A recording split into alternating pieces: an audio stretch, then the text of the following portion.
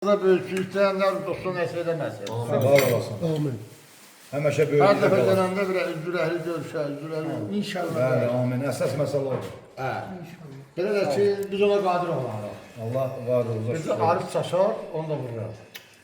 O güzel. Erməndə bir Arif inanmayan. yaxşı, tıxınmayı. Ben 14 yıldır buranın çöreğini suyu içiyorum. Ben neler yanlış yapıyorum? Ben yanlış yapıyorum, Kazaklar yanlış yapıyor. Öyle. Hayır bizde sen hakikaten yani koruma varsa.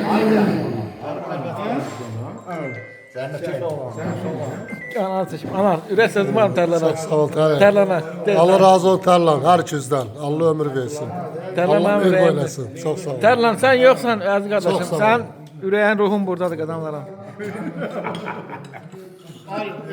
Bu Arif də bu uşaqlar Tərlan, Arif də bu uşaqlar kartofalda olan bu Arifdir. Tərlənə salam de. Selam abi, selam. Tərlan, ad Tərlan. Talen abi selam. Selam. Akşamı.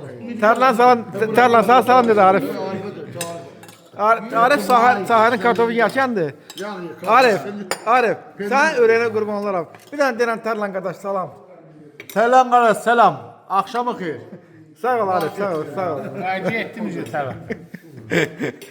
Bu da Tərlan, bu da oğludur, Azərdir. Azər salam, Tərlan salam. Salam oğul, salam.